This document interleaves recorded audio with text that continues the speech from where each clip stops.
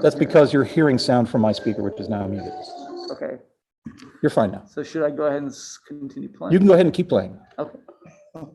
I'm going to try and figure out why Facebook won't let me just make a post. So are we live? We are live.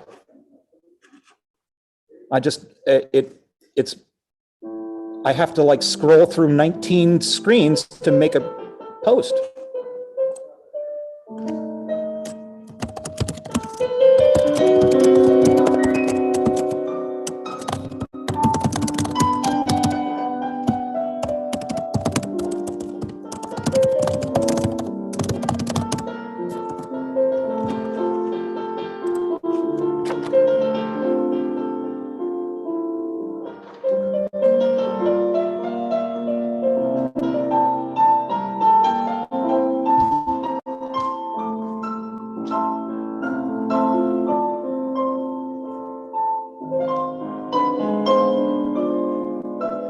This is such a pain in the butt.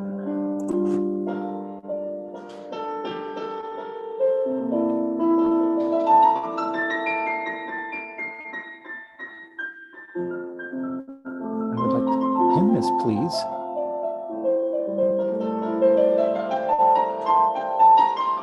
What?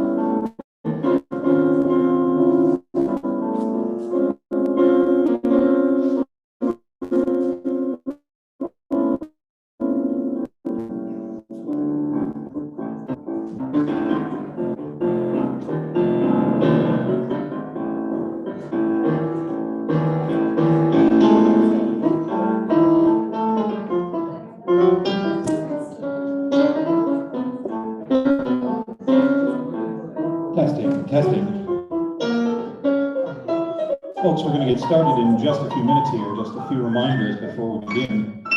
Please observe social distancing protocols while in the building, wearing masks at all times and observing distance from other groups. Please turn off your mobile devices while you're in the theater so that you're not disrupted or disturbed by outside calls of an alien nature. Before I forget, I definitely want to give a very quick thank you to Harper and to Dan and to John for all of the technical and musical assistance in putting these pieces together. There are others who I have not named, and I'm deeply grateful to them as well. And also a particular thank you to Abby Goodman, who has been an informal co-director of the troupe for some time now, and without whose assistance, none of this would be taking place.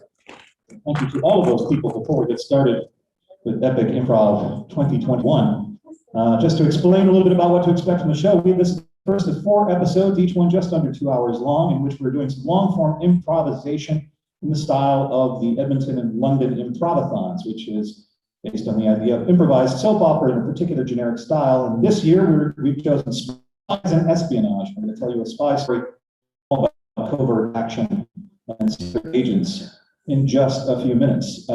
But this first episode will be the first of 4. We'll be wrapping this first set close to 8 o'clock. Then we will regather here again for a 10 to midnight show, 10 o'clock. And the remaining 2 episodes will be tomorrow night at 7:30 and at, again, 10 o'clock. And we'll wrap our whole epic with an absolutely improbable but completely conceivable solution that brings all of our plot lines together in a satisfying conclusion and resolution in an Aristotelian whole. It will be really a thing to see.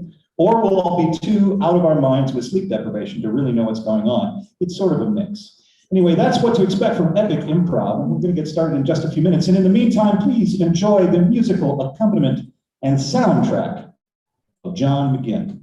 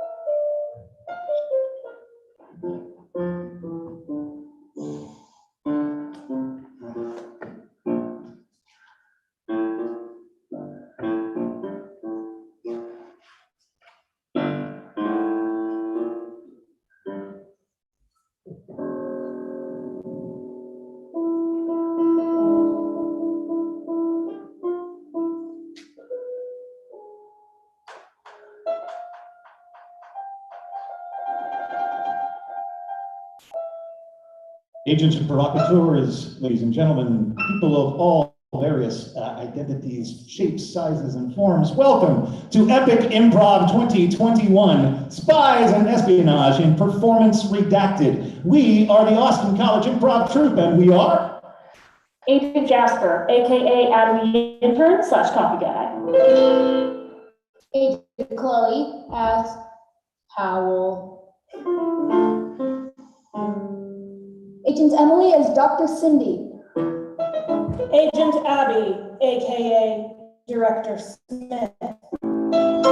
Agent Yara, aka Agent Stephanie. Agent Shannon, Lunch Lady Lark. Agent Nick, AKA Grandpa Jake.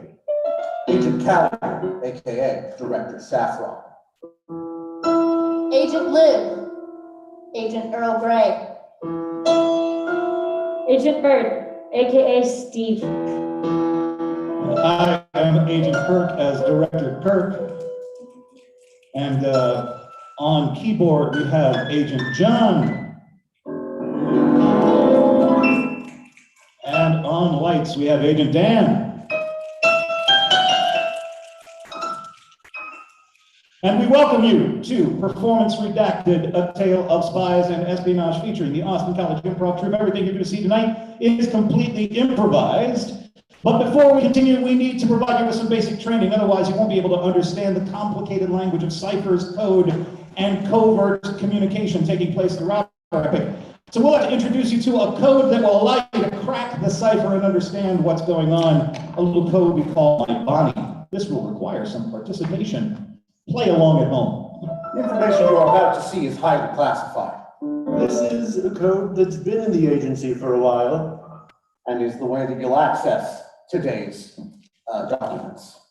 It's known most commonly as My My Bonnie. Bond. Now, the way this works is that we're going to sing a song that you may be familiar with. My Bonnie, does anybody know it? It goes, My Bonnie lies over the ocean. We'll give too much away if we go any further. Need to know. There's a trick to this, Agent Grandpa. Now, every time you hear a B sound in the code phrase, such as Bonnie, you will either sit if you are standing, or stand if you are sitting. Or if you are old and decrepit like me, you can either raise your arms if they are lowered, or lower them if they're raised. Now, if you're of a big security clearance, like all of us are, you will be doing both at once. So, with no further ado, let us practice this code together. My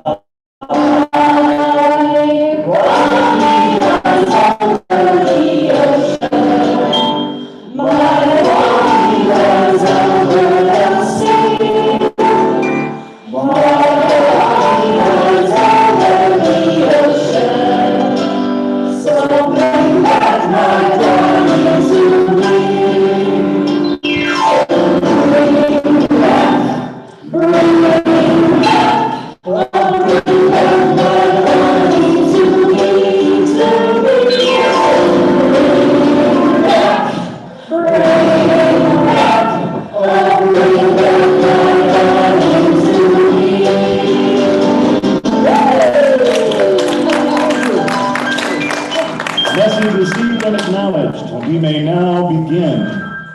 And so we begin in the middle of the action with a scene, a climactic scene, in fact, of a confrontation between Agent 18 and Dr. Jekyllbaum, accompanied by Dr. Jekyllbaum's henchman, Breakneck. Dr. Jekyllbaum and Breakneck, you may recall, had managed to capture 18 in a hideous contraption of death, which, of course, Dr. Jekyllbaum will explain as Agent 18 faces imminent destruction at the hands of a villain. Dr. Jekyllbaum, I know you're behind this. Just can't seem to see you. That's right, Agent 18. I've captured you in my state-of-the-art glue trap. Your feet have been glued to the floor and the rest of your body to the rest of your body. Henchman, remind me of your name. Breakneck. Breakneck! Yes, thank you. Breakneck, give the prisoner his dinner. Joke's on you. I'd eat a knuckle sandwich for every meal. But you can't move to the floor, sir. Yeah, there we go. Yeah, that's right. Yeah. That's enough, that's enough. Thank you. Breakneck, step away. Thank you. 18, you're probably wondering why I have kidnapped you here in my state-of-the-art technological lair. I stopped wondering about after the 15th time you kidnapped me in your state-of-the-art lair. But please do monologue. Really hasn't been 15 times? I think it's been more than that by now. Wow. 27. 27! I missed the 25th anniversary, damn it! No, you did something for that. That was the Star Trap. Oh, that was a good one. Saw Trap classic. Good work. Anyway, 18, you're here for the 27th time, and I have brought you here because I need some information. You know I would do anything before betraying the agency. Exactly. That's why I have a new mission for you. Not one from that little agency of yours. No, we're freelancers here. 18. Your task, once I unglue you from this floor. Did you get the adhesive remover? From the Home Depot? Yeah. Yes, I Oh, thank you. 18. Once I remove you from the floor, your mission is to go back to work as normal. So, Wait. So no breakneck? So, No, not this time, Breakneck. okay, so wait. You're going to send me back to the agency? That's right, 18. I am.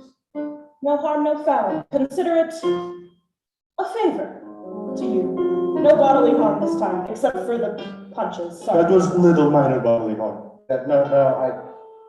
Come on, we've done this before. It is routine. Anyway, semantics aside, I don't know if that's the appropriate place to use that phrase, but I'm doing it anyway because I'm nefarious.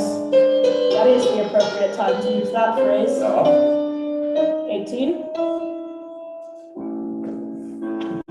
Back to work as normal, Agent.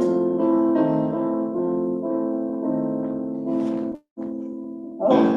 Your henchman accidentally broke the glue while they saw when he punched me like.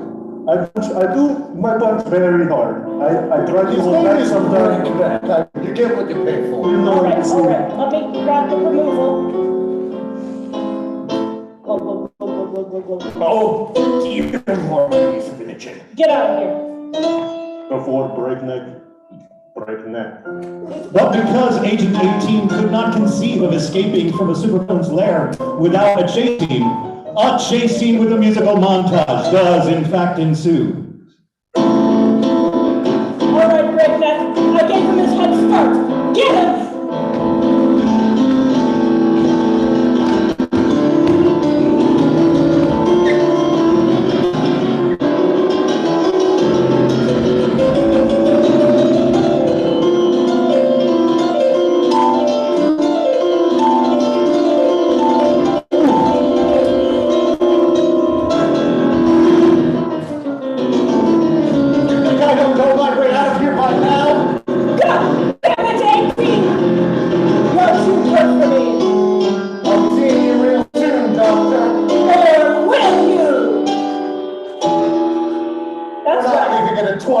We're going to 30. Even number. Once again, we hear those words. Goddamn 18. That's the end. Particular death trap for Dr. Jekyll and Breakneck. We turn our attention now to our cast of characters back at the agency. An agency that no one, in fact, knows its true name or cause. We're going to introduce our cast of characters one at a time. And they're going to provide a little bit of background information in the form of their video diaries as to who they are and what they're about. So we start off with Agent Earl Grey.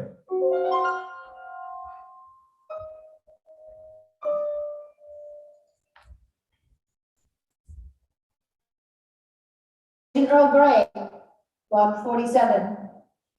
On 12:15. I don't know what I saw. Just this morning, I go to get my morning coffee, and the woman asks me, sugar or cream? She should know by now that every morning I take 2 scoops of sugar in my coffee. First I know now I can't trust her, but after watching what happened with 18, how can I trust anybody?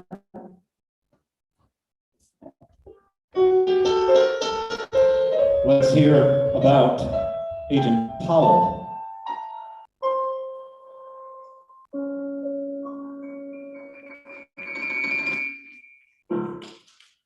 So, oh, 1 second. You cannot hear me clearly.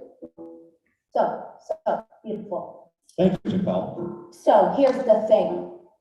This is my 500th log, maybe, probably.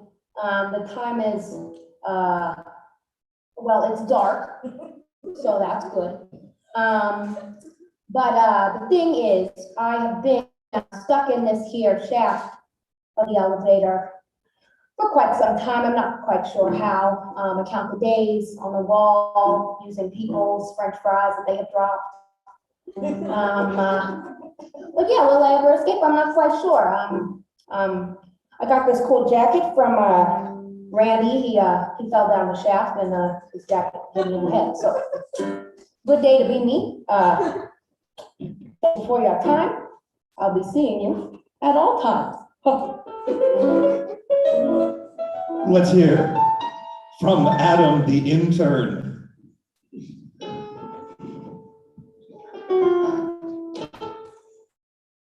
Log 7. I'm not sure how I'm getting the hang of this thing's works. I've been a couple weeks at the agency, getting everyone's coffee and hopefully earning enough college credit. Still haven't decided my major, but maybe that'll happen. But hopefully the directors will see how great of a coffee maker I am and put me in an undercover coffee shop. That's Adam, the intern. Next, we have Agent Stephanie.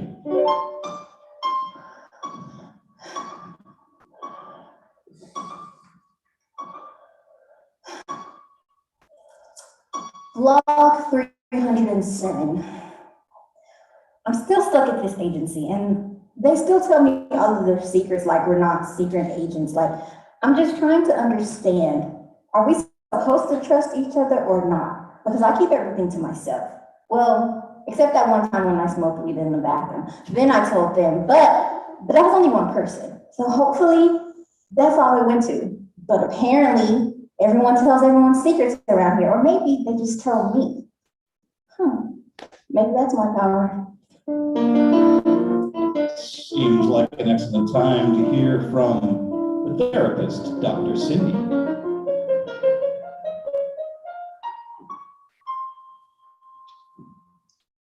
Good afternoon, but not for me. Everybody always is like, where's the therapist? I have issues, I need to see her, but nobody ever asks, how is the therapist? You know, everyone here has trauma, and they're like, my wife hates me, my life is a mess, blah, blah, blah. But nobody ever asks me how my day is, and frankly, I'm getting sick of their whining. We'll see what happens tomorrow. Speaking of people who hear things, Lunch Lady Larkin. Or is it Lunch Lady Lark? Is it Lunch Lady Lark or Lunch Lady Larkin? Lunch Lady Lark, but I'm new, so I understand if you haven't got my name. It's a mistake on your name tag. I'm so sorry about that. I should fix that. This is log number 2. I think I might be getting the hang of this. I didn't mix up the food this time. Someone actually opened up to me and you know, talked about their day, and the incinerator keeps moving, which is a little concerning, especially when I have to put things in it that aren't leftovers. But you know, we'll keep going. Maybe I'll get to day number 3. We'll see. Lunch Lady Larkin. That's Lunch Lady Lark. And, or is it Lunch Lady Larkin? I've already lost track. Lark. We have Grandpa Jake.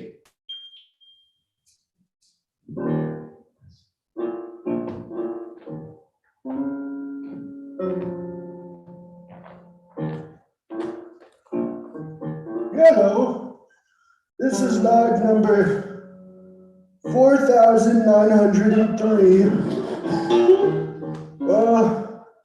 This is it, my 75th year at the agency. Every day gets worse. I've tried to retire, 4 or 5 times now, and they just won't let me. They keep pulling me back in for one last job. It's not one last job. Please let me die. That's Grandpa Jake. And some of the people responsible with going on around here, or it's hard to say. There's always another level of management. But we have Director Smith.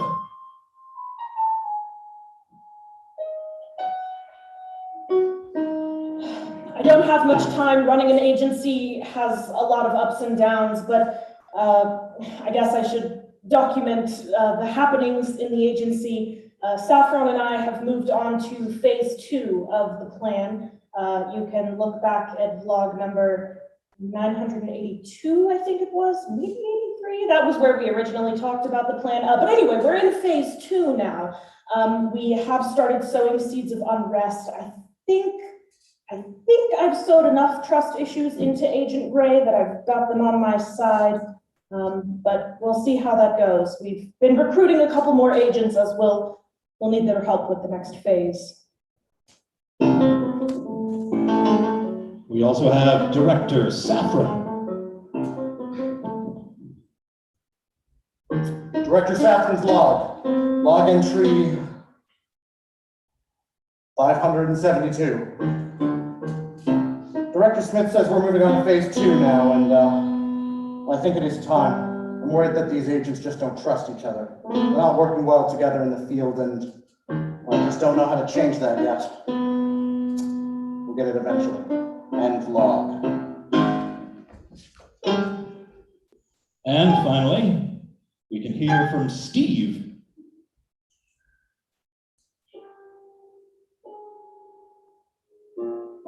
Hey, it's me, Steve.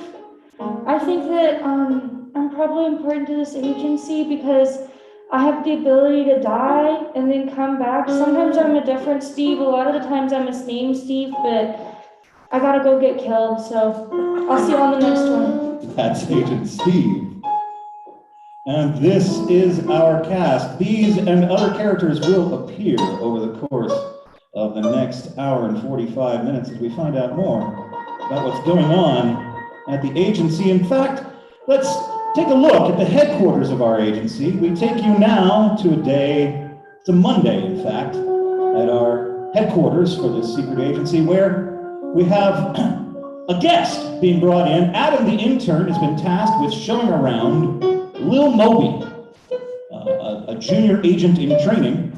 Lil Moby is possibly going to be transferred here to headquarters, and so Adam, the intern, is taking Lil Moby through the security features involved in coming from the outside world into our secret headquarters. And keep in mind, our agency is housed with a convenient cover story. To the outside world, it looks like any everyday, ordinary elevator repair supply warehouse. But secretly within this elevator repair supply warehouse is the headquarters of a covert agency, where we now find Adam, the intern, guiding Lil Moby through the security protocols for entry. Okay, so here we are at the entrance of our agency. Even I don't know what the name is. Yes, Moby?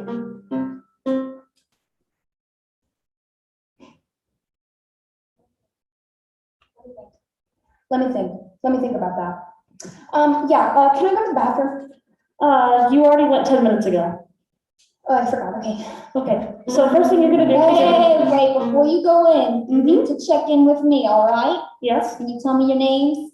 Adam the intern. What's this?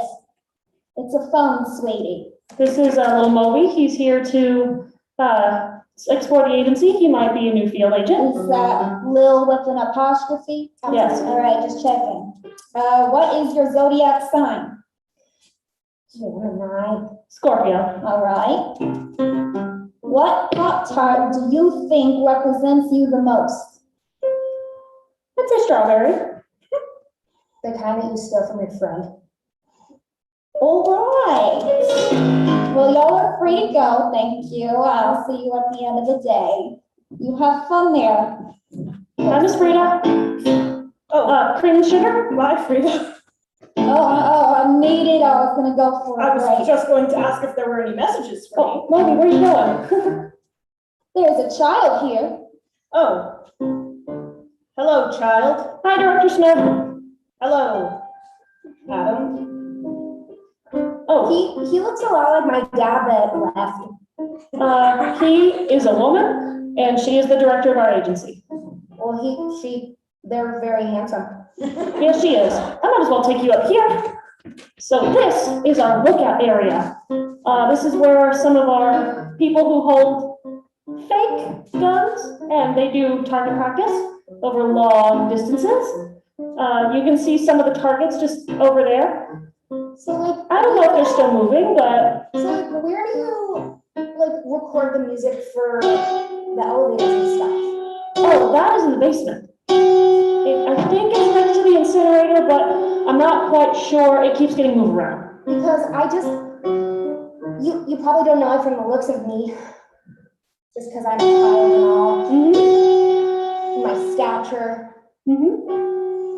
But I really love to sing.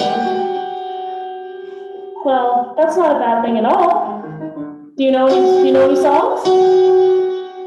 I can show you later. Okay. Should we head down then? Probably I gotta pee, so. Okay, I'll take you to the bathroom. Ooh, a Tic Tac.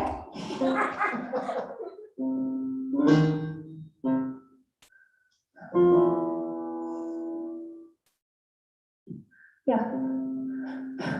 Okay, are you done now? Yeah. Okay, and over here is where we receive, I think, the mission briefings. The what? The mission briefings, you know, where the director comes up and tells all the agents like what they're gonna do next. Like briefs? Like they tell them what kind of underwear they're gonna wear that day? No, that's boxer briefs. Briefs meaning, you know, like, you know when your teacher tells you to write an assignment for the day? Maybe I would do that. Makes sense. Oh yeah, that's our cleaning lady, Roxana. Hi, Roxana. Hi, Roxana. Oh, hi there.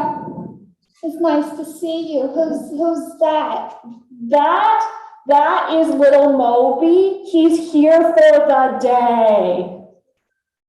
He's here to stay? He's here for the day. Going to the day?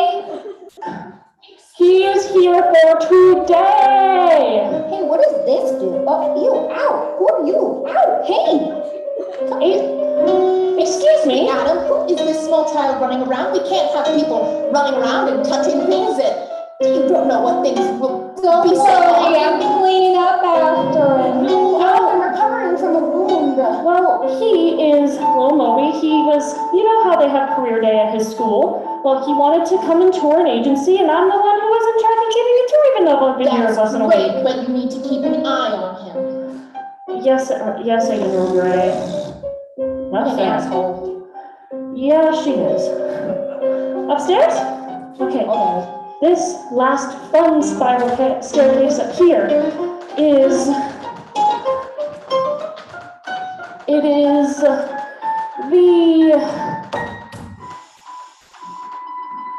You forgot? yes, It looks like a forbidden closet. it looks like it. Well, it says right there, forbidden closet, so. I guess That's exactly what it is. Why are you up here? Adam, you know better than this. I'm sorry, Agent Stephanie, but I was tasked with giving little Moby a tour of our agency, and, Adam, yes. did they say the agency or did they say the warehouse?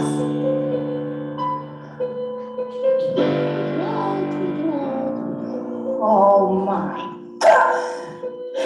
Do you remember what happened in the other place? Yes, I remember. It was my first day. Yeah, so you're just gonna do it again? Granted, it's a child, so I doubt there's much havoc that can be caused, but. I mean, he's gotten lost like a handful of times, but, Oh, come on, little kid,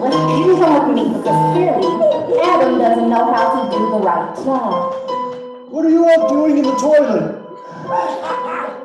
Grandpa Jake, this isn't the toilet. This again. Back down the stairs I go. Finish the tour. Be careful, please. Then bring the child to me, okay? Okay. All right, next, we're gonna go to the cafeteria. Crazy amount of people here. Yeah, we have some interesting characters here. It makes life more fascinating. And here we are in the cafeteria, where where our lovely lunch lady makes all kinds of food. I love my lunch lady. Thank you so much. It's so nice to hear something positive for once, because you know, I never hear anything good. Oh, there we go. I'm finally hearing something good. Yeah, because positivity is the best thing to hear, and I'm so glad that you get to finally hear positivity. Well, thank you. I'm Mark. Did you want sloppy joes or lasagna? Could I have sloppy lasagna? I made that just last week, but not on purpose. Oh yeah, the food poisoning incident. Okay, and now we're gonna show you my station on the other side of the cafeteria. It was nice meeting you. Nice to meet you, lunch lady Lark. I'll see you for cards later. See you for cards. All right, and right here is my coffee station, where I make everybody's coffee orders. Oh, look, there's Agent Squeaky. He's a dolphin. He just comes and goes. This is the coolest place I've probably ever been in my whole entire time being alive. I know, right? Except there are a lot of people. It's like a weird family reunion. Yeah. We have our moms, we have our dads. And speaking of moms and dads, it is, after all, Monday, time for the Monday mission briefings. And this is the time when the directors pass out missions to all of the various agents as to what their tasks will require in various secret delivery methods, appropriate, of course, to covert operations. Mission briefings, since, you know, it's Monday.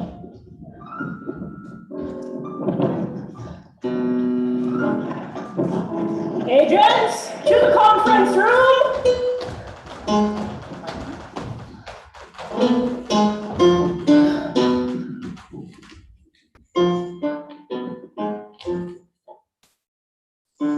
Agents?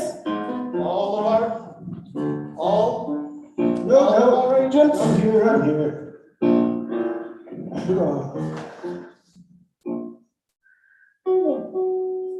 All right, you know what time it is? Time for the mission briefings. Agent below me. Agent, the one on the couch. Sorry, I heard below me. Yeah. I said what I said. Remind me of your name, Agent. Oh, all right. Agent Mendelson, your mission this week, incidentally, I was trying to stick on theme there. Never mind. No, there's a sex store in town. It's operating as a front, we believe, for the illegal sale of tropical fish. I don't know why they chose that as their front, but there you go. It is your job to infiltrate this shop and take down the ring of tropical fish sellers. Your lever is in the break room. And let me guess, I'm going on this mission with my brother. Unfortunately, yes. His lever is also in the break room. So this gets to be a family affair.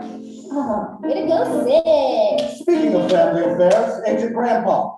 If you look inside the secret compartment inside your cane. Does that? Yeah. Whoa. You'll see a roll of film, which your cane has the ability to play for you. It does that? It's a very high-tech cane, Grandpa. Yeah, all right, just take a minute there to, and there we go, there it starts, all right. As you can see, there's a ring run out of a defunct naval vessel. Do they have stairs in the naval vessel? Say that again? Do they have stairs in the naval vessel? Worse, they have ladders. Oh, God. We believe that you can do this. You have to stop the drugs coming in a timely manner. Define timely. We were hoping to get this done this decade. Oh, Jesus. Okay. Well, I guess I'll give it my best shot, but I can retire after this one, right? Yeah! I get it. Yeah, I get it. Oh, you might want to get rid of the film, it'll catch on fire soon. Whew. Agent Mo, Yes, your mission shall send you to Guadalajara. There you must make a tunnel from wherever Guadalajara is to the basement of this agency. I love tunnels. Exactly. It shall be a secure tunnel that we shall use for the import and export of criminals and criminals only. So you'll get all that dirt. I gotcha. Exactly. Thank you, Mo. You're dismissed. Agent Stephanie, I believe.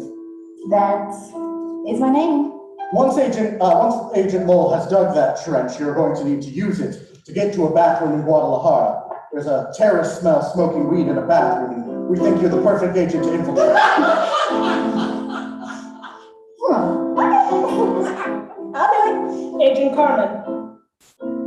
Sorry, I forgot my jacket. It's all right. I don't mind. I don't mind either. Not in front of the rest of the team. Agent Carmen, your mission, should you choose to accept it, is to fly. You will get on a plane, and that plane will take you globe-trotting. You shall stop in Sweden, New Zealand, and Ohio. Will you be there? I might be able to rendezvous in Ohio. Can't wait. Thank you. Agent Stephen.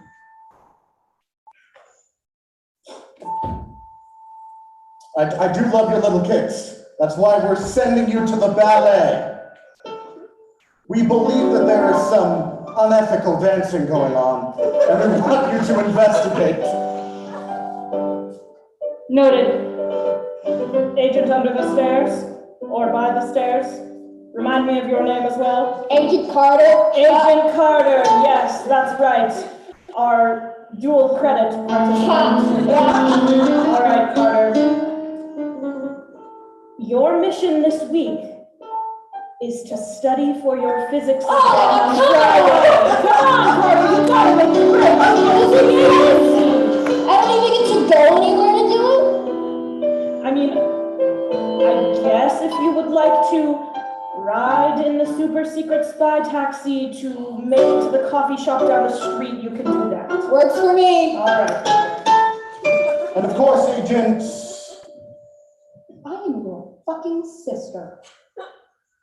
No. No, I am definitely not. Director Saffron has no siblings. Yeah, Director Saffron might be an older child. Agent Mendelson. Got it. Nice one there. No, now that you say something, I can see the resemblance. Well, you look quite a bit like my brother then. I have to patently disagree. I think I look nothing like your brother. Unfortunately, you will also be sent to the sex shop. However, we were all out of leather, so unfortunately, your robes are in the break room.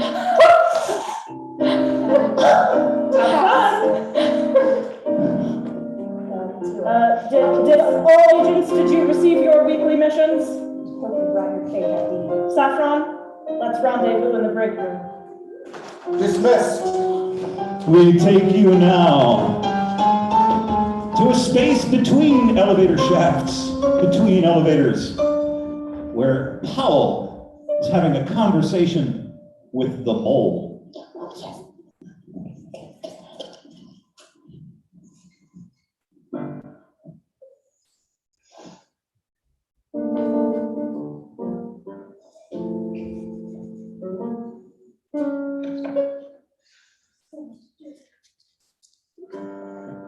So much dirt, it muffles There's the so whole much voice. dirt down here. There we go.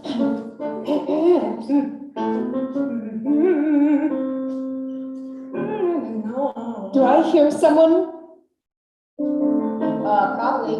Sorry, my eyesight's really bad, so I can't see you, but, Oh, hey. Hey, Mo. oh, Powell, how's your mission been going?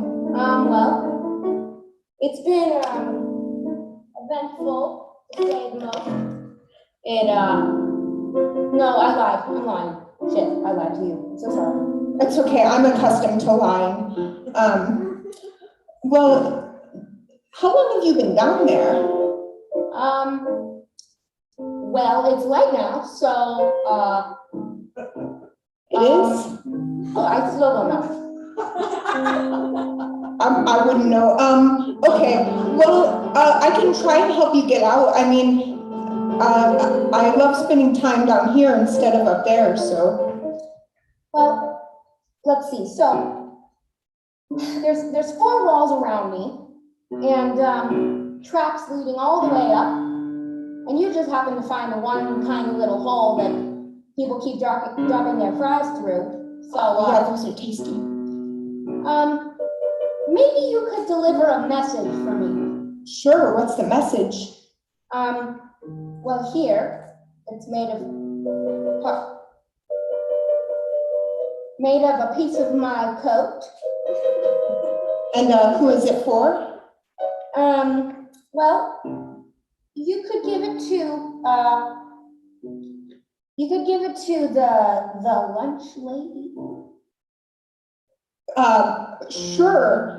I can sure do that for you, Powell. But just in case there's some issues with translation, I think it might be a great idea if you tell me what the message is, information-wise. Well, I mean, it's top secret. There's no possible way that I could.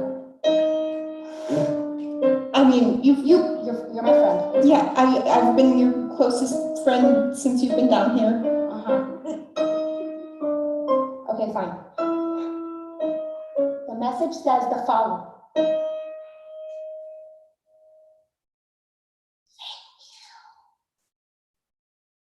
Thank you. Okay. For being my great friend. But I thought I was your great friend. No, you're my great friend. Oh, that makes me feel better. Okay, I'll go tell her. But there's more. Okay. And for telling me what's in the lasagna recipe. I never eat lasagna. It conflicts with all the dirt I eat. Well, absolutely. Right. Okay. I will keep that in mind and pass it on to the relevant people. Great. Also, maybe you could tell somebody that I'm down here, maybe like someone in charge. Yeah, right. Will do. I'll tunnel up the ranks and find someone to help you out. In the meantime, here's a handful of fries that are just next to me. Enjoy those. And so we leave Powell and the mole in the bowels of the building. And we turn now to every covert agency, of course, requires covert therapy and covert employee care. So we turn now to a therapy appointment. Agent Stephanie is speaking with Dr. Cindy. Agent Stephanie and Dr. Cindy in a covert therapy session.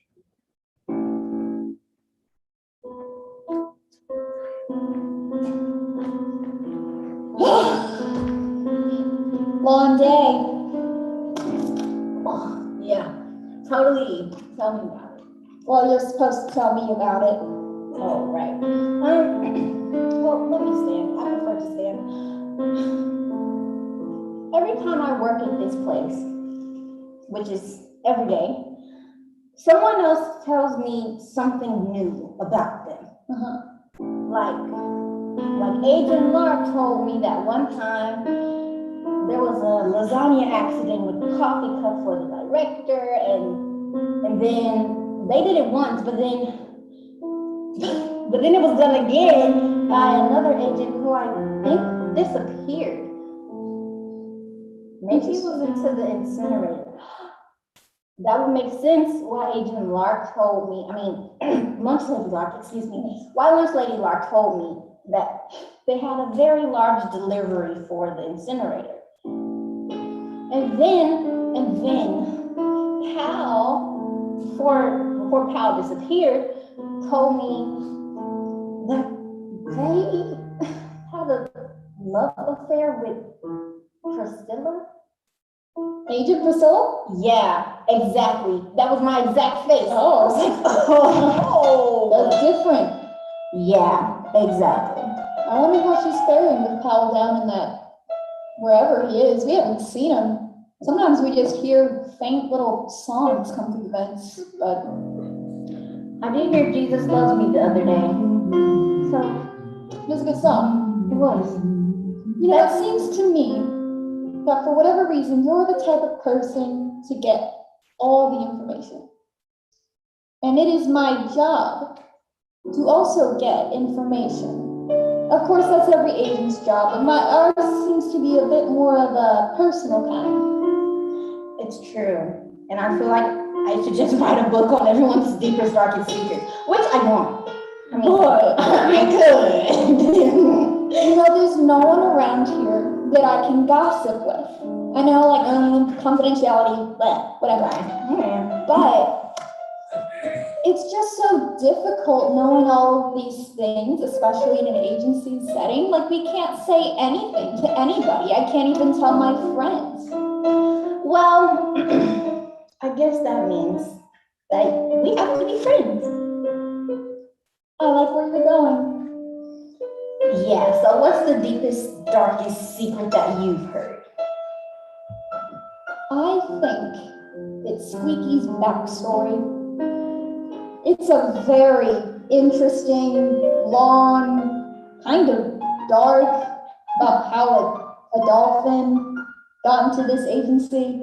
There's something to do with SeaWorld and it just didn't go well, but they're one of the most mysterious. Yeah, I know. And they're not even that old, but they've made a new life here. But it was definitely one of the strangest things I've heard.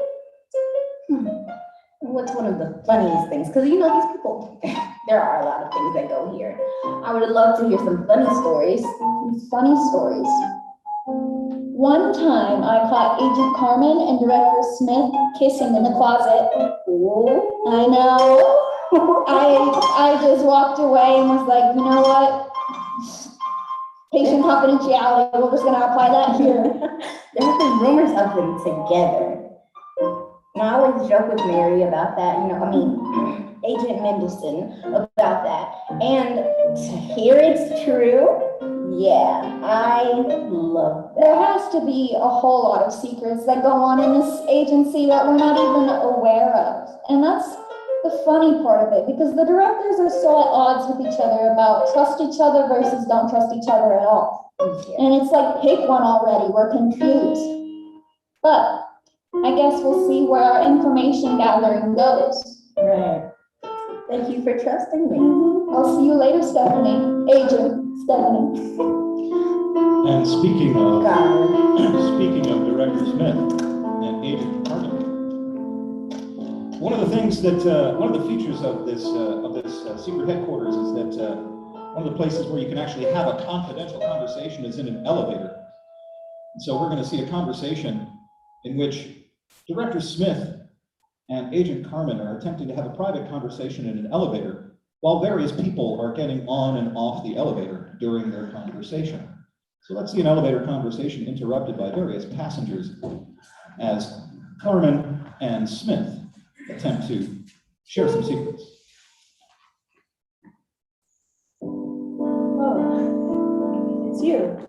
Yes, I found my jacket. Great. Carmen, listen.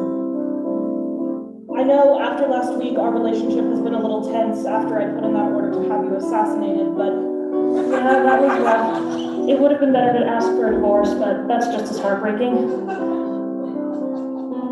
Carmen, I'm afraid that, Yes, Lily?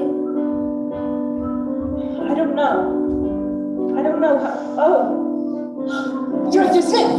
You've used the teleportation elevator entrance. It's one of those double door. Ah, I see you're in the freight elevator. My head was foggy with love, ideas. And Some of the elevators have seriousness. 4 doors. Fresco, you can put your arm down. Yeah, Fresco, we're in a casual situation here. At ease. How did your mission go this week, Fresco? No, it was great. I got the Wi-Fi all fixed up. Thank you, Fresco. Oh, nice. Now I can stream my wedding videos. I know that the agency really puts priority on spies rather than spies. We do have to appreciate the little guy every once in a while. You do so much for this agency. Well, this is my stop. Bye, Fresco. Bye, Fresco. What a good kid. Very good. I'm very glad you hired him.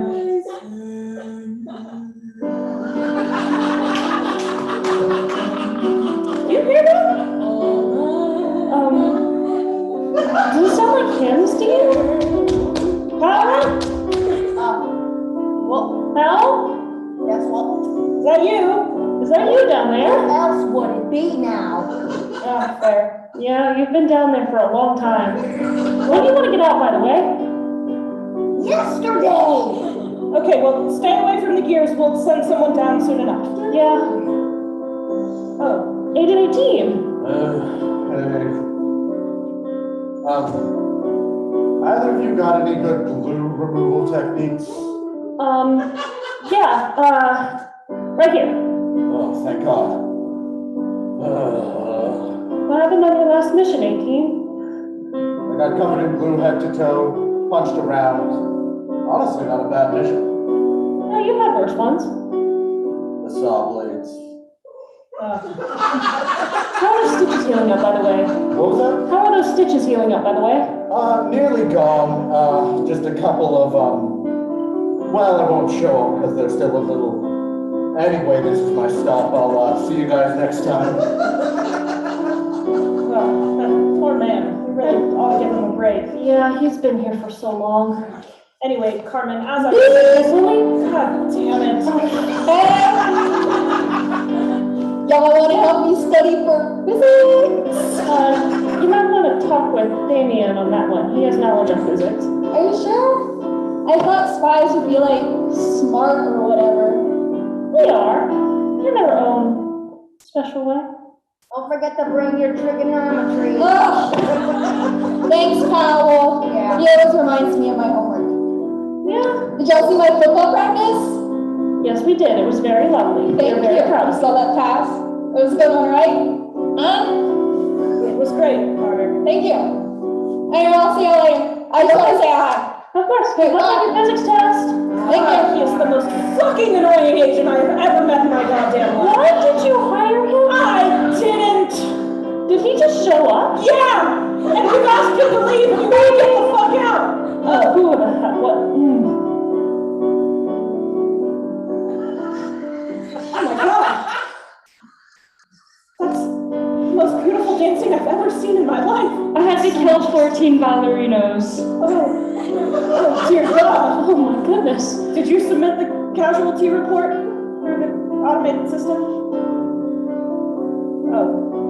I thought it'd be more dramatic if I dropped it off to you instead. That's fine, I'll go file Okay. after this. Yeah. Alright, here's my stop. Don't know why I pushed the button again. Oh, goodbye. Steve.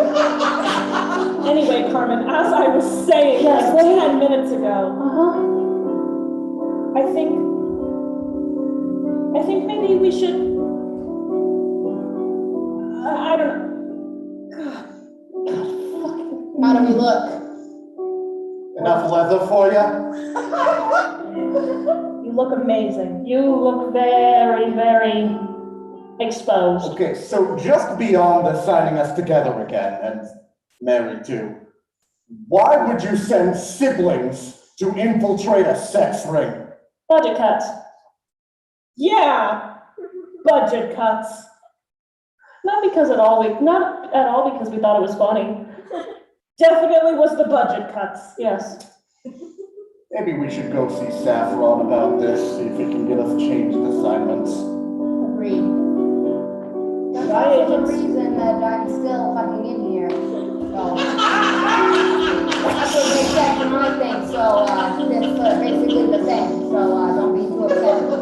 maybe a Beep. God, get up! I was gonna say my name on you. What?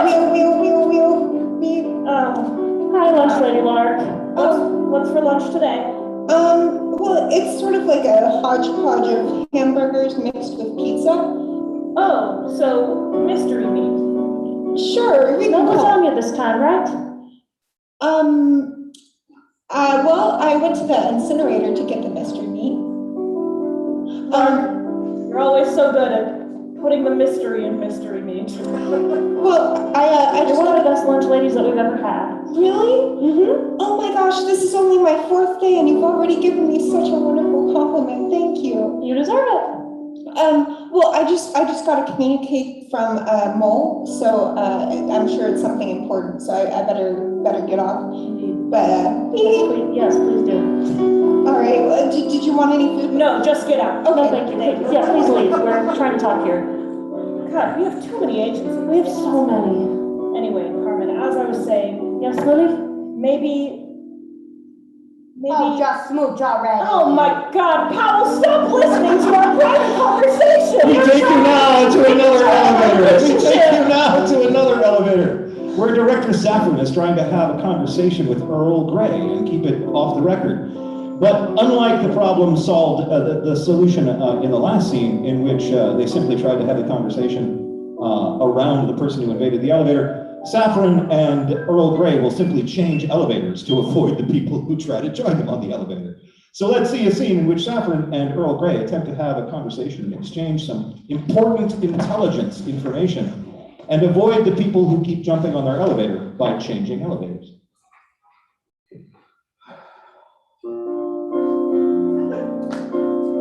Agent Gray, Director Saffron?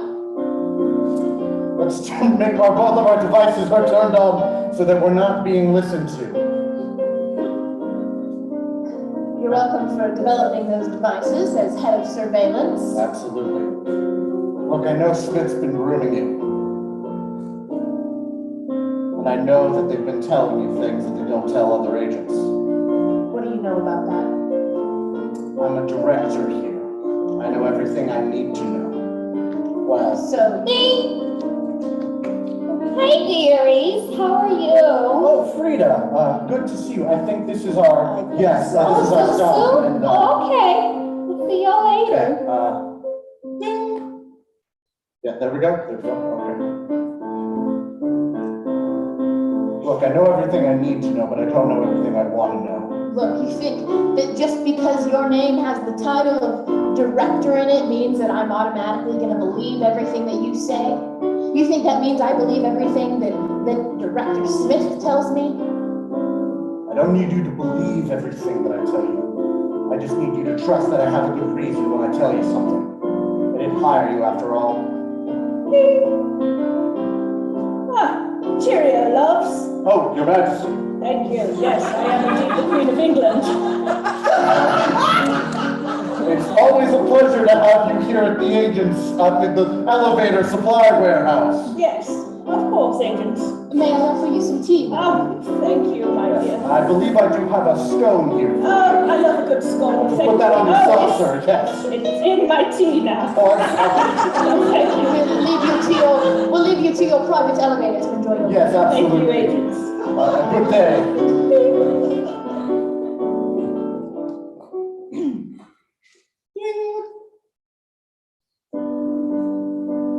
Look, you and I both know that everything that Director Smith says and everything that I say simply isn't true. We just can't tell you everything. And what about everything that I say? Well, you're one of our best agents, and it's in my favor to trust you. One of your best agents? You heard me.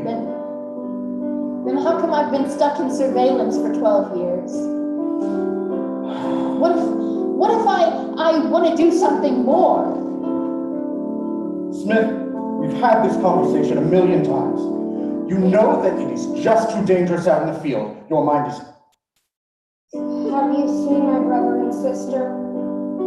I think there was some lingerie to go with the ropes. They ran out. I think your brother and sister are, I think I have them in a meeting at 3. I would just take the subway to the sex shop. Yeah, there's a bathrobe in the closet on level B. Holy Lord. I feel like now I probably shouldn't have been just staring right at her. I know how Now you that feel. I think about it. It's just a strange day. But back to the point, you know your mind is just too valuable for us to put it in the way of a bullet.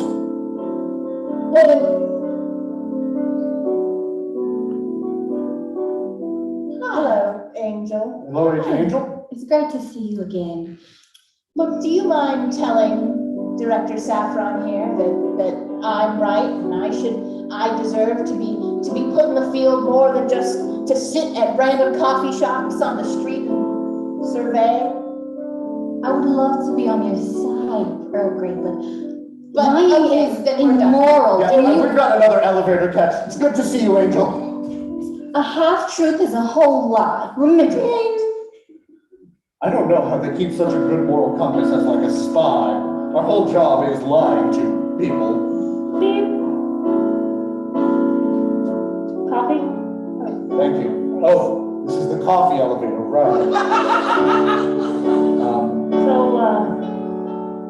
Wanted to ask Director Saffron, maybe next time Earl Grey goes on a coffee shop, maybe I could go with her?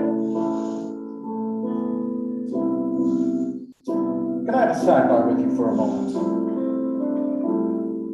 Look, you tell me all you know about what Smith is up to, and I'd be happy to place you in the field.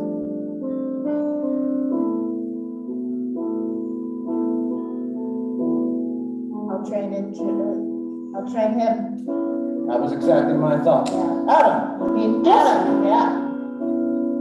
How would you like to go on your first field mission? Really? Well, we're always looking for new talent, and Earl Grey's talents here are wasted in a surveillance band, so come here. For now, Agent Adam. Just for this mission, we'll see how it goes. Okay. What is Adam doing in the bathroom? This isn't the bathroom, Agent Grandma. Jesus Christ. Oh, careful of the stairs, Grandma!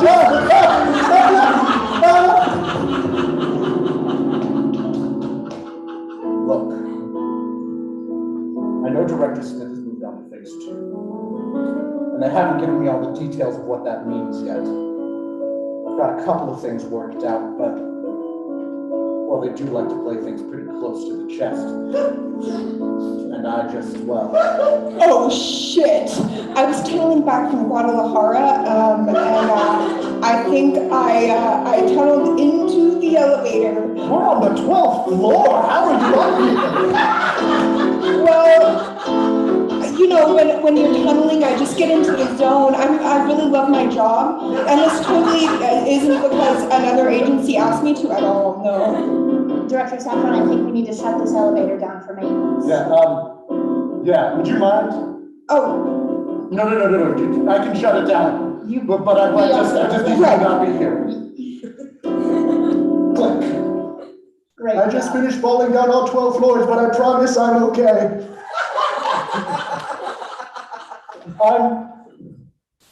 Oh man, I hope he is okay. We need him so much. Interesting how he just can't die. He's a really useful agent because of it. Back to the point, though. I have a meeting with Director Smith later this afternoon. I can't make any promises, but I can certainly see what I can find out. There's a listening device. And I was just planning on listening with my ears. well, I was hoping to listen with my ears. Oh, okay. Steve, how did you get in here? I can sneak. Oh, I can sneak. You want to see something cool? Oh, where did it go? I'm over here now. You didn't see me. You can't see me move. Well, I think that's all we needed to talk about, but, What are you talking about? Coffee. coffee. Very cool. Well, oh, I don't know, it just, here's the thing. For the time being, I'd stick away from the lasagna. Lasagna. You don't have to trust everything I say. Just understand I have a good reason for saying it. So we close the doors on this conversation and turn our attention to headquarters infirmary, where Agent Grandpa Jake is being treated for his injuries and taking the opportunity to tell Agent Stephanie, who's assisting with his recovery, about all of his war wounds.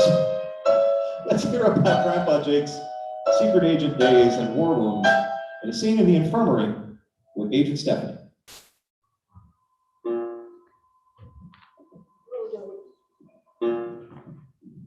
Fine, it's fine. I'll make my way to my own damn hospital bed.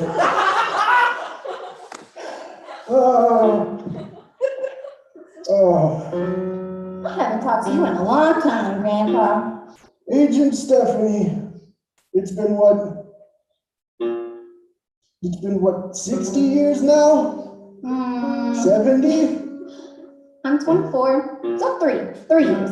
I know it's been a bit, a bit of time for you. Yeah, you've been retired like 4 times since then, so I understand. Oh, Stephanie, you've been here, what, 40 years now as an agent? 45?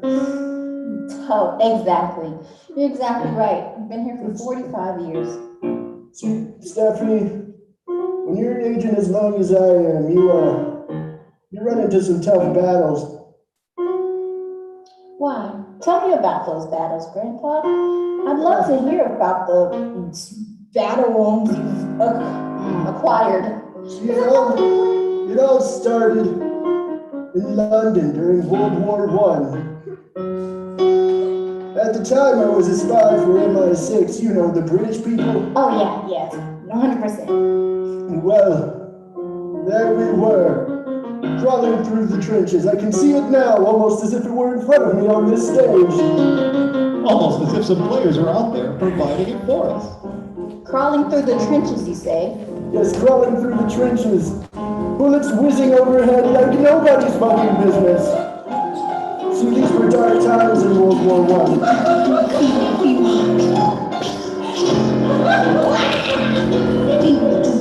So how did you escape? What did you do while you were stuck in the trenches? I remembered something very important to me. I remembered the love that I have waiting on the other side. See, during my time there in London, I had grown close to someone pretty popular in the London area.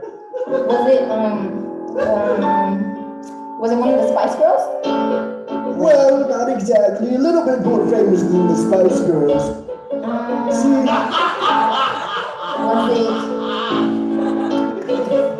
who was it? I can't guess. It was the Queen of England herself. The Queen? I know. It's a lot to take in. But royalty has its ways of working into your heart. Wasn't she already married? It's complicated. Okay, So I powered through World War I, a hero.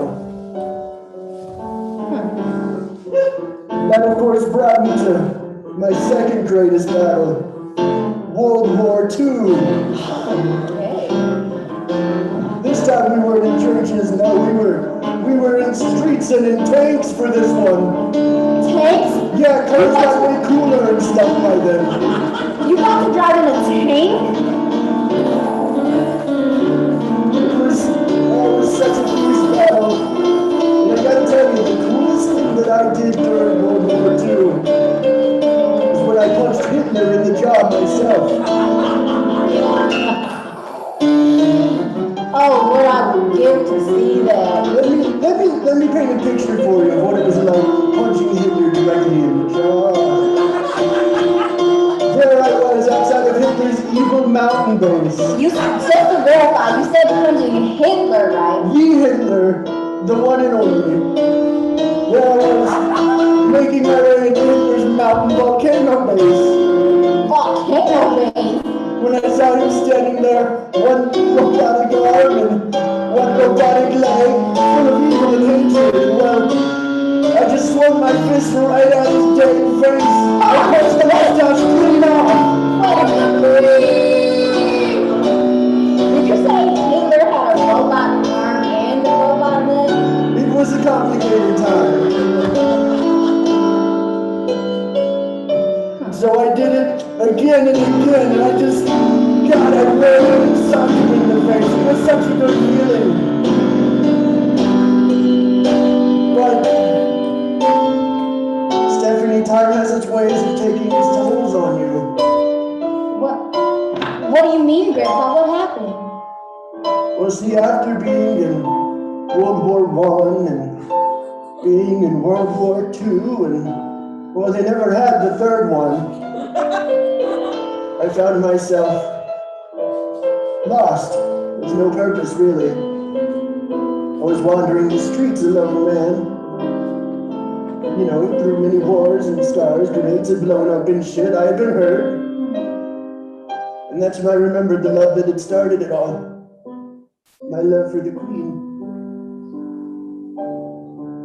So, how did you end up in...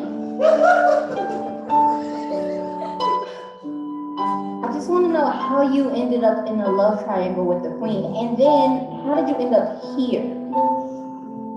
Well, after the World Wars, they sent me deep undercover. I would have been a national hero by then, socking Hitler in the jaw and all. But I just couldn't take that life. The fame, you can't be a famous spy. That's kind of counterproductive. Yeah, that might have been a problem. And so, my romance with the Queen, the one thing that I held dearest to my heart, I had to take a pause.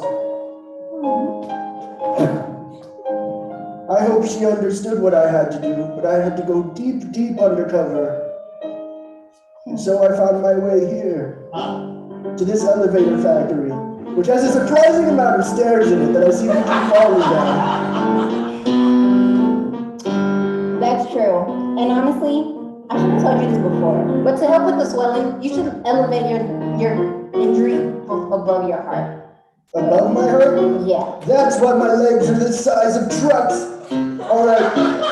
Well, thank you. There you go. Here, we can Both put legs? that on this part. Right there? Yeah, that's enough, I think. It looks pretty. Well, they're looking normal now, I guess. That is, in fact, enough. As we leave Grandpa to his further recuperation and to the tender mercies of Agent Stephanie, we shift our scene now to the cafeteria at Agent HQ, where Lunch Lady Lark is having a lovely conversation with Adam the intern and Lil Moby about being the new spy on the block. What it's like to be the new guy, with Lunch Lady Lark and Lil Moby and Agent Adam. Temporary secret agent. Oh, hi, Adam. Oh, of course. I can't quite hear you. Hold on 1 second. Oh, right. You just got back from a mission. Oh, You're cool. Yes, concert, I can hear right. now. Sorry. You're on that earpiece. Bullets impeded my hearing a little bit. Oh, I'm so sorry. Although compared with some of the stuff that's been going on in the lasagna recently, I kind of wish I'd been feeling. I've been in the toilet for 45 minutes now. What is in that lasagna? Well, that's classified. I know you have a higher ranking than I do, but technically, well, okay. I don't want to say it in front of the child. Okay. Cover your ears, Moby. Count to 10. Well, you see, I mixed up the incinerator and the trash compactor. Again? They keep moving around. It's so, and yeah, they do keep renovating this place. You gotta keep everything secret. Yeah, and mold tunneled under the 12th floor. Anyway, so I went to the incinerator and I just wanted to make my father proud of me and do the right thing and be a good lunch lady. And I took the stuff from the incinerator and put in the lasagna.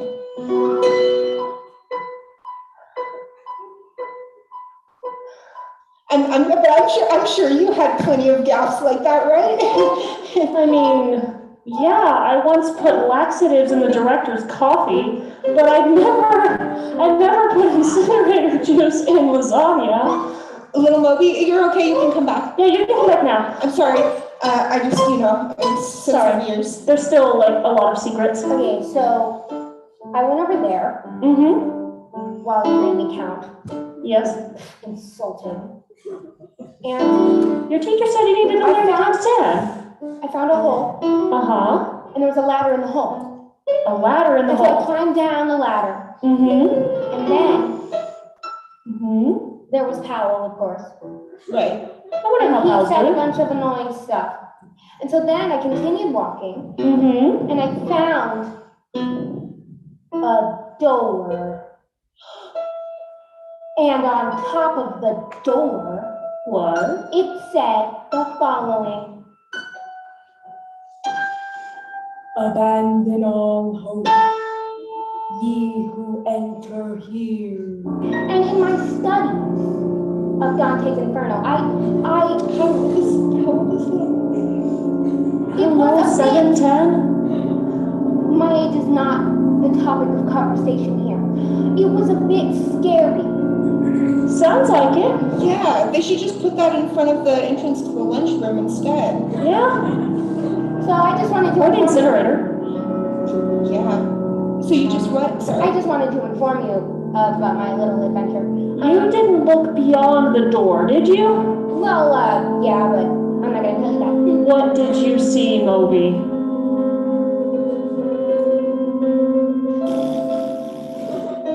Can I have some lasagna? And we will leave those secrets unspoken. For we must, in fact, discern yet another secret. For in another part of the world, Steve's mission to the ballet to find out about the, what was it? It's so dark I can't read my notes. The unethical ballet. Yeah, that's right, the unethical dancing. The unethical dancing investigation, thank you, goes horribly wrong. In which we see Agent Steve and a team of Agent Steves die horribly in their investigation of the unethical ballet dancing. This, of course, will be later looked at as a mission breakdown. But let's first see in a musical montage sequence the horrible deaths of the many Steves in their mission to find out about the unethical ballet.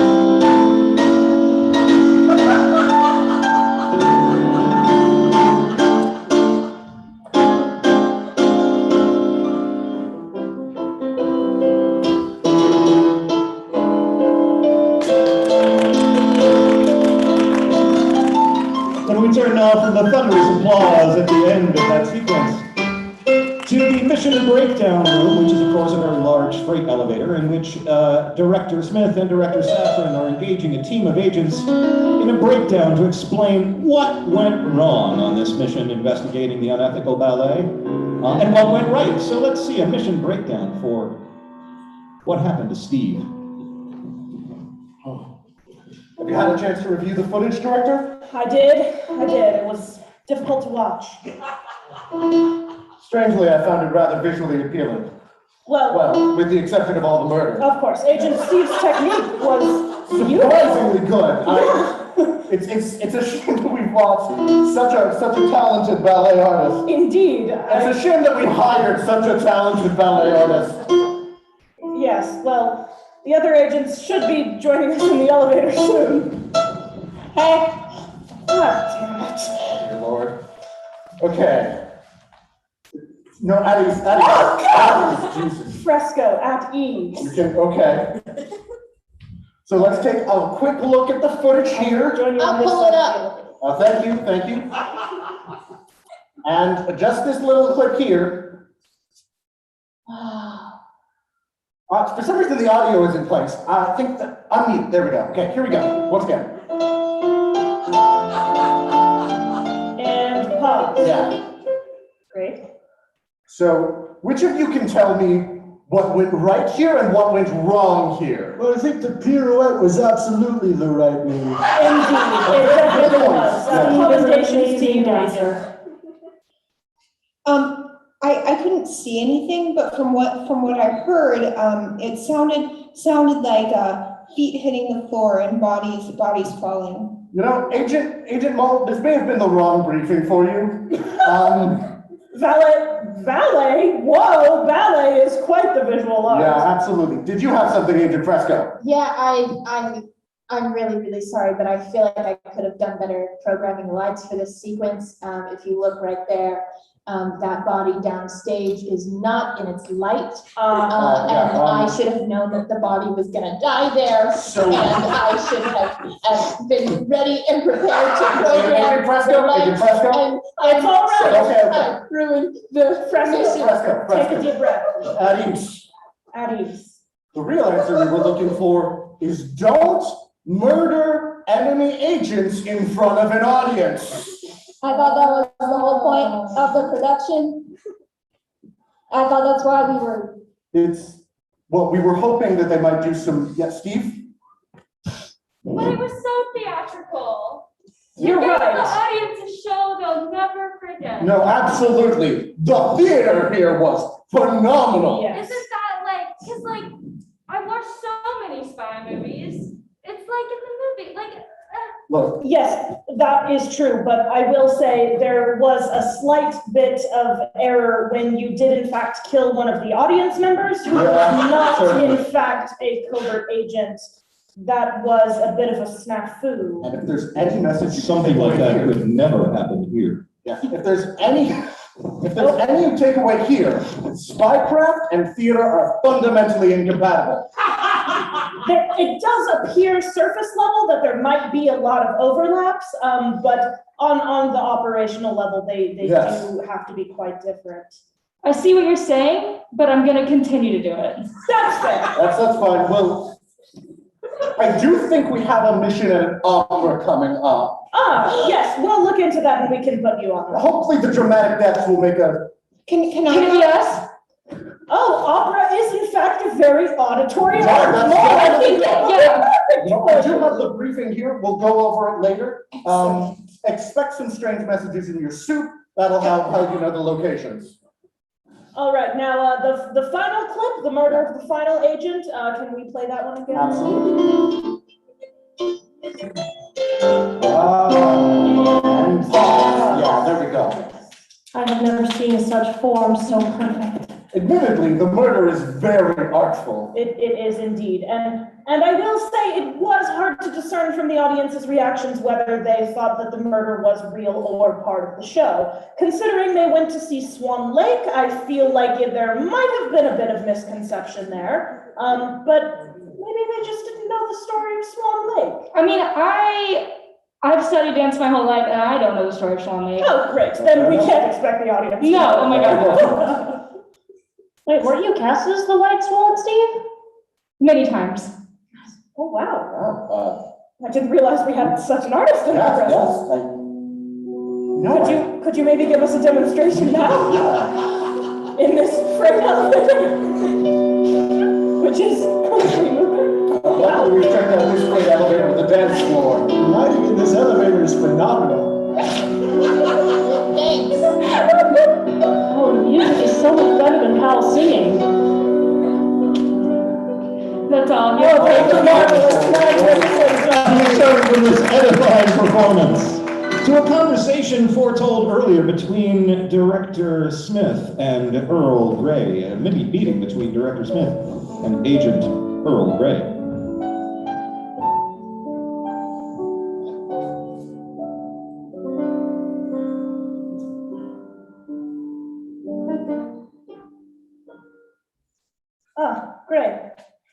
joining me in my office. You're welcome, Director Smith. You wanted to talk to me about phase 2? I did. Phase 2 has begun implementation, as I'm sure you have heard whispers about. Yes, I have. What exactly have you heard, Greg? I heard that you were not 100% satisfied with the outcomes of phase 1, but decided to sweep some stuff under the rug and move forward to phase 2. I've heard that I shouldn't trust you. That's right, Greg. You shouldn't trust anyone. And lucky for you, I don't. I taught you well. Now, Greg, there's a critical piece of information that I must tell you. Now that I have successfully, if I do say so myself, sowed seeds of distrust in everyone around you. In you, including yourself. Distrust of yourself, I understand that was worded confusingly. Now that you don't trust anyone, I invite you to trust me. You expect me to be able to change my one character trait on the flip of a hat? I do, Greg. That's how persuasive I am. And what do I get out of it? Information. Oh, right. That's how this relationship works. Were you assuming something different? No. Oh, I see. Well, Greg, perhaps we can figure out a little tit-for-tat agreement. I give you something and you give me something in return. What is that? I need your help. All right. What would I do? You will be taking on an integral role in the planning and operationalization of phase 3. We are months out from its implementation, but depending on your work, it could come sooner. And I'm assuming that this information we would need to stay confidential? Indeed, incredibly confidential. Like really confidential? Like really fucking confidential. Like it should only be the two of us who know about this. Indeed. Like there should not be anybody listening to us right now. No, not a single soul. Like I shouldn't go out of here and tell everybody that I know? No. You should not. Please, I beg you, please do not do that. All right. I'll do it.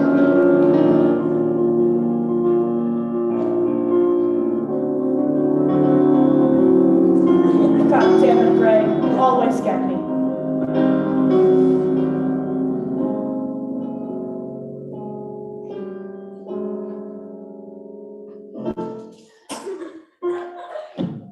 That's right. I got you back. For real this time. For real though. All right. Now that no one is listening, and we have shaken many, many times on this agreement, probably too many times. It's weird now. It got weird. I have to tell you the secret to phase 2 before I can divulge any of the information about phase 3. Okay. The secret to phase 2 is the lasagna. The lasagna? You mean all in the lasagna? Lunch Lady Lark is behind parts of phase 2? She doesn't know that she is, but yes. And what about Carmen? You think I don't see it? We all see it, Director Smith. Carmen is not a factor in this equation. I see. Is there something you'd like to tell me, Agent? No. Just lasagna. lasagna. That's correct. So do I eat the lasagna? No, for God's sake, do not eat the lasagna. So just to reiterate, I shouldn't tell anybody about this conversation. Yes, And I shouldn't be eating the lasagna. that is exactly correct, and I have no other reason to tell you false information. So as soon as I don't eat the lasagna, I'll understand the plan for phase 3. More or less. More or less. You've got a deal.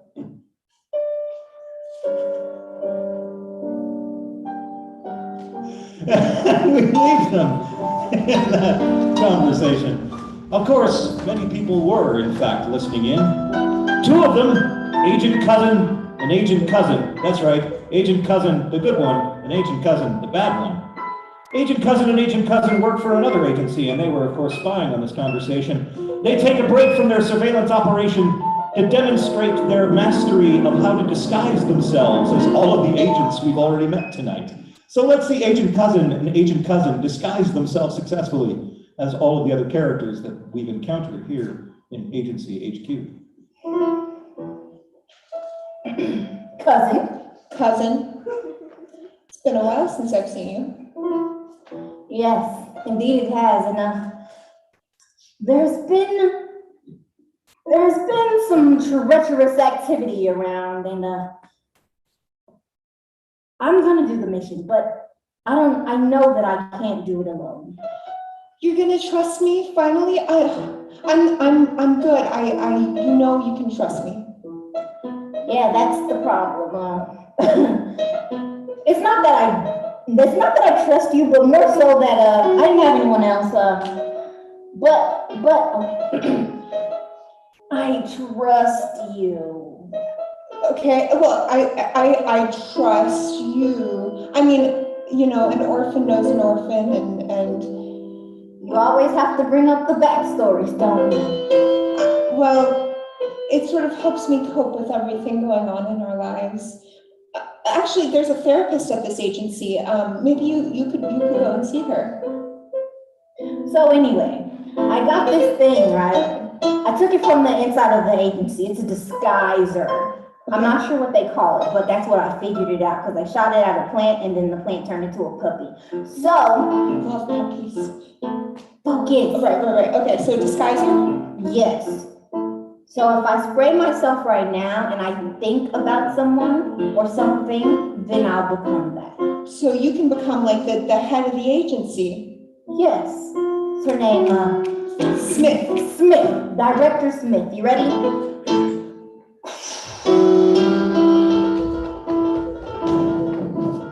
Wow, it worked! I just blinked for a minute and now you're there, plain as day. That's right. That's right. And now I'll spray myself back into my normal appearance. Ready? 1, 2, 3. Oh my gosh, wait, can you spray me? I want to be something new. You always get to do the cool gadgets, and I want a chance to do something fun too. Okay, fine. But you have to pick someone important. Who do you want to be? Think about it out loud. You gotta be ready. Okay, the most important person in an agency is definitely someone smaller down, like who people wouldn't think of, like a child. There is a child on the agency. What's the name? Toby, Loby, Roby, Scoby, Sloby, Moby. It's Moby. So you gotta say little Moby. Little Moby. Okay, here, I trust you. Really? Oh my gosh, thank you, cousin. See, we're bonding already. See, this is what happens when you spend time with me. Okay. Right.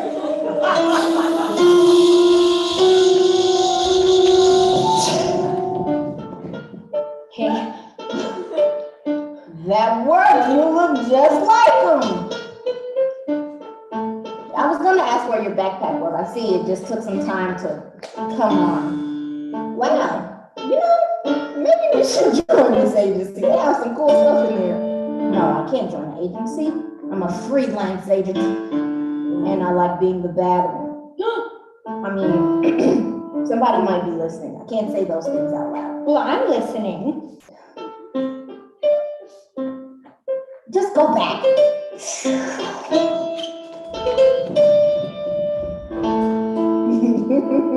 Oh my gosh, we've actually done something. We can report back to the agency. Maybe we'll get a promotion. Which agency are you reporting back to? The one that you like. Oh, TACIT. Okay. TACIT, right, that's the one, totally. Yeah. Okay. I think we should do a double switch. Okay.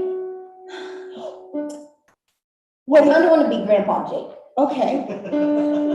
Grandpa Jake just seems to have you with him, okay? And he seems to know a lot too, right? That's Yeah. a good information to have. Yeah. Who do you want to be? Let's do a double. I really want to do a double switch. Okay. Well, if we do a double switch, well, I don't know. I've been spending a lot of time with Director Cindy and or Dr. Cindy. I mean, she's the therapist, right? I mean, people tell her stuff, right? Are you okay? Well, no, not really. Okay, let's switch. Okay, yeah. Ready? Okay. 1, 2, 3.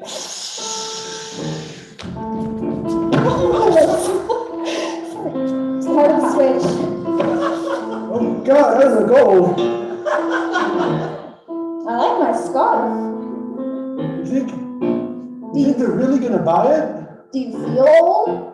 Well, my head feels a little more out of place. And, well, You my hat's a move like an little old man? snug, but I guess I'll get it done. Oh no, old man, you can't raise your arms like that. Not like this? No, I can't do this? no, I really can't do like this or anything? no, you can't do that either. Well, that's discouraging. I mean, you could do a cartwheel maybe. That's brave. I just wanted to see if you would do it. But, I mean, as long, we have to remember, we have to act like them too. Because you can't just look the part. They'll know something's up if we just start acting completely out of character. So what do you know about Grandpa Jake? Well, I know Grandpa Jake is old as hell. Yes. Let's see, I know that he had a thing with the Queen. I know that he's really prone to stairs. Like really prone to stairs. Are you willing to fall downstairs? Do we have insurance? Probably. I'll take the fall. All right, that sounds good. So what about you? Do you She's think kind you of can really sell it? I mean, the scarf is a nice accessory, but yeah, I mean, all she does really is just sit there and gossip and complain. I don't think it should be that hard. I think we've got it here. Hey, you were going for the handshake, you know. I'm old, I'm not with it, I'm already yeah, you're not with it anymore. Let's do this thing. I'll see you on the flip side. And so we leave the agent's cousin, uncertain of their own identity, newly disguised, and turn our attention now to a necessary part of any spy mission, the distribution of gadgets. So we have temporary agent Adam and Earl Grey getting equipped for their field mission, with 3 super spy tools that will be demonstrated by the appropriate specialists here at the agency's technology section. So let's see Earl Grey and young temporary agent Adam getting equipped for their mission with some super spy gear. All right, Adam. You have a lot to learn before we head out there soon. Yes? There's 3 very important tools that you must be an expert in using in the field. Okay. These tools are essential for surveillance. Essential for surveillance? More often than not, we're gonna find ourselves sitting nonchalantly at a local coffee shop on the street. Wait, so I'll be sitting in the coffee shop, not working behind the counter? Yes. Now, I'm sure you're familiar with this. A coffee cup. Yes. With a saucer. Yes. here is our lovely technical coordinator who's going to demonstrate for us. Now, you see, when you drink from the coffee cup, Yes. it's got a false bottom. It'll burn them. You're able to look through it, and it tells you it's got a little microchip on the inside. So as you look through it, you can see all the personal information of everyone that you look at. Here, give it a try. What's important is that you make sure you support it with 2 hands like a baby. 2 hands. Two hands.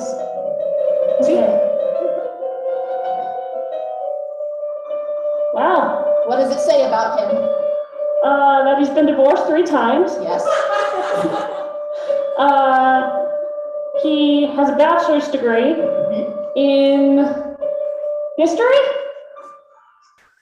Yep. Very good. Very good. Thank you. Next up, here we have, thank you.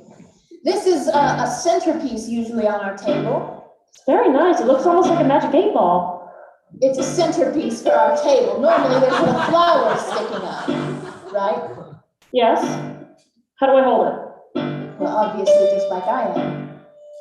What you do is, you do treat it, it's not a magic 8-ball. Okay. But you treat it like a magic 8-ball. Okay. You give it a good old shake. You think about your question in your head, like, hey, am I gonna survive this mission?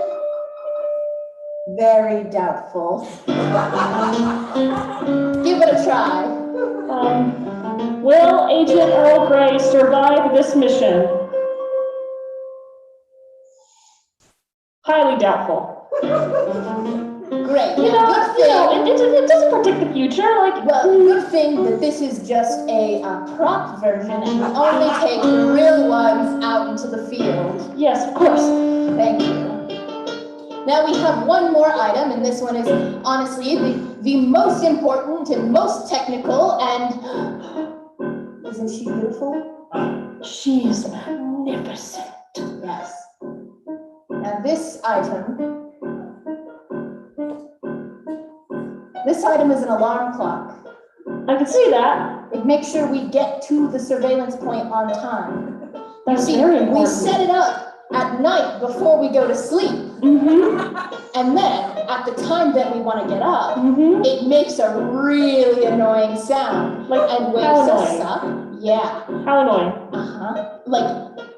I'd like to hear how it sounds. Let me show you this clip recording of what this alarm clock, this super cool spy alarm clock, sounds like. Yeah, what does it sound like?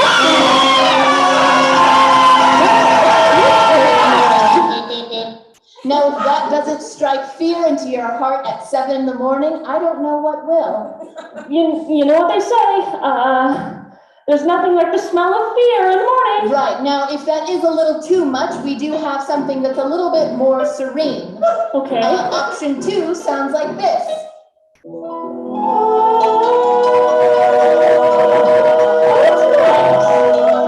It's nice, but not useful. It sounds like something that you would sleep through after setting it multiple times during finals week. Now, my favorite is the one that sounds, it's the sounds that you hear when you've been captured by the enemy. It provides real vigor in my soul to really get me through the day. I don't need my coffee when I hear this sound. Here we go. The coffee's so good. I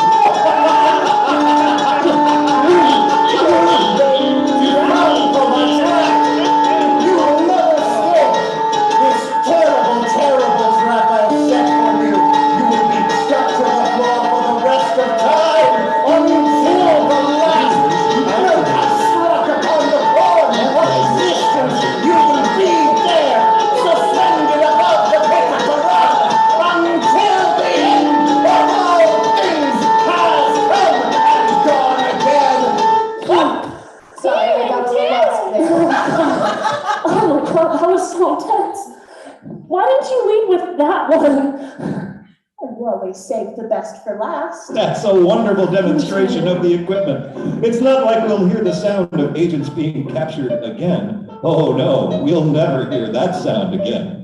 But we now turn our attention, speaking of the cackling of enemies, to Dr. Jekyllbaum and Breakneck, as Dr. Jekyllbaum explains to Breakneck how their surveillance of everything that's been going on demonstrates that everything is going according to plan.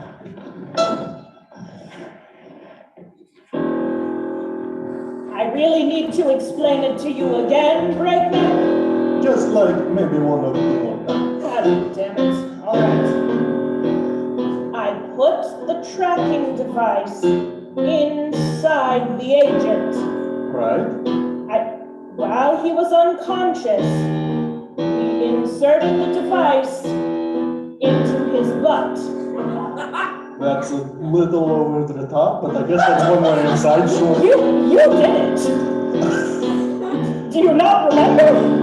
You know, it's a messy time to break it, so. That's all right. So we put the tracking device in the butt.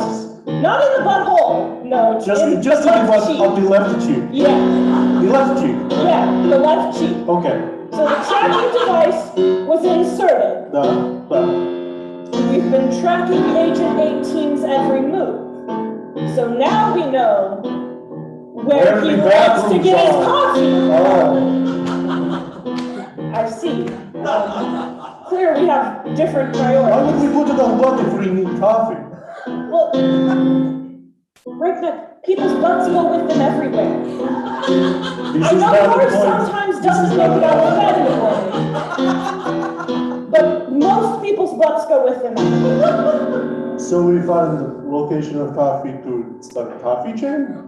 No, I just have been looking for a better coffee shop than the one down the street. That is fair. We also found out where his agency is. Oh, that is more important than the coffee. Arguably. So we know now where the agency headquarters is. So Right. the next time he comes to fight us, We break his neck. no, we don't do that. We specifically do not do that. My name Breakneck. I come in specifically to Breakneck. You tell me I can no Breakneck. This is unfair work condition. Listen, Breakneck, I know we started our relationship that way, but I really come to like you, and you're good at a lot of other things, like sticking tracking devices in people's butts. That is newly found hobby of mine. Yeah, you're great. So listen, here's the next step in the plan, and maybe if you do a good job, throw a little neck breaking in there. But not Agent 18, we need... I really want to break neck. All right, so now that we know where the agency is, I can hack it with my computer, because apparently I'm good with computers too. I believe it. And I'll hack it. I'll do some typing and some cool things and make it bounce like all over the world like they do in the movies. That is good hacker. Yeah! And then I'll make sure that an indisposable agent gets sent on the mission with him. Yes, good plan. You can break that one's neck. Yes! And so then, when they show up, you break the neck. We put him over the shark tank. I bought some Canadian sharks, by the way. Oh, that's, you know. Here they are. Fresh report. Watch them step around us. Sorry. I'm totally impressed. Aren't they beautiful? So we'll dangle him above the shark tank. Right. And then, as he's dangling, we break his neck. No, we don't do that. We knock him out again. Okay. Maybe you can like tap the neck. Is there a way to? There's pressure point too. Yeah, do that. Chop Don't neck. break it. Yeah. Chop neck is cousin, but I can take it. Yeah. I can chop neck. Okay, great. So you'll chop his neck. He'll pass out, hanging over the sharks. Like the Vulcan in the Star Trek. Yeah. So then, after he's passed out, we have a limited amount of time to take him down, take out the tracking device from his butt, and insert a recording device. I have to.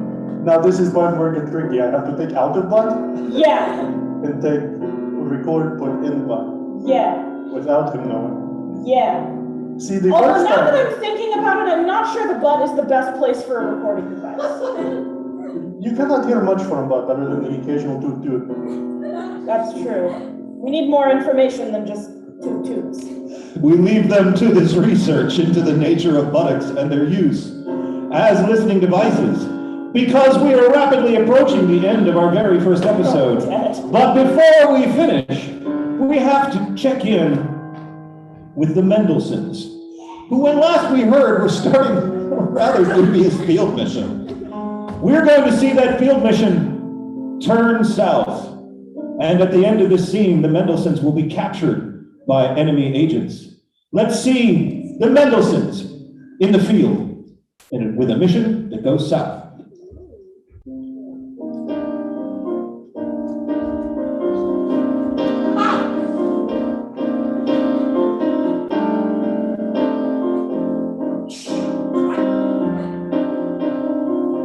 Really, John? You have to get that into character?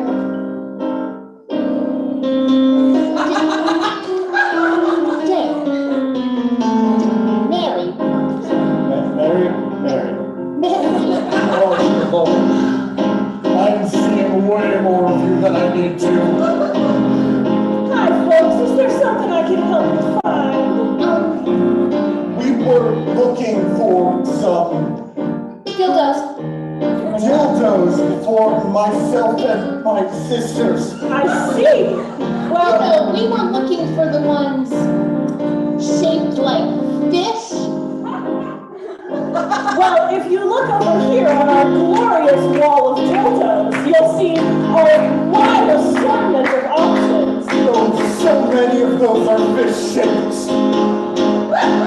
We do specialize in the fish-shaped dildos, in fact. Now we were actually looking for something special, the live fish. You know, something a little bit more tropical. Something special. Did somebody say the mega dildo? Presenting the mega dildo!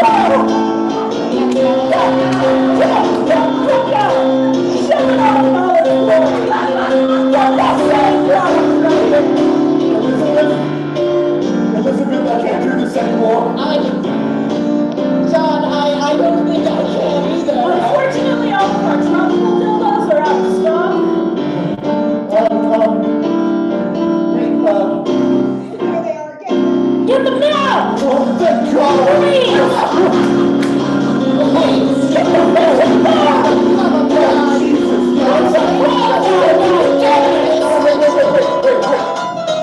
Can we get out of the leather before you kidnap us? I said put some clothes on, God damn it!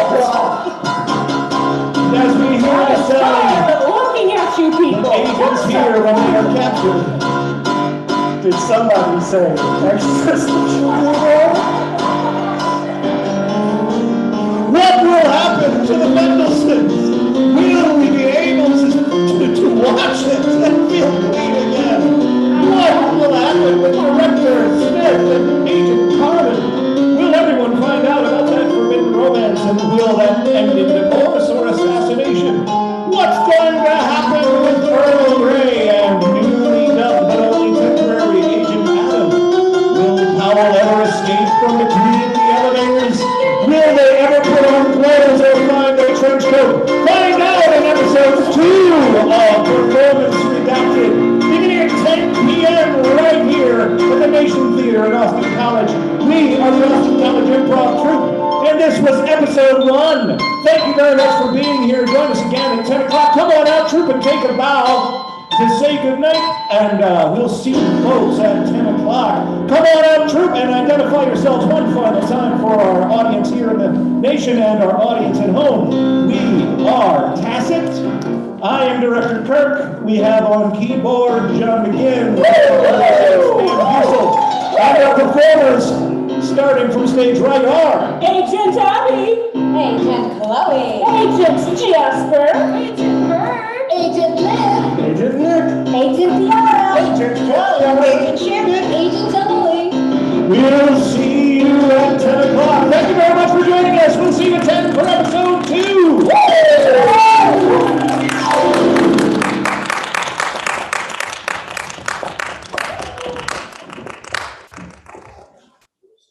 Oh, See you at 10 o'clock.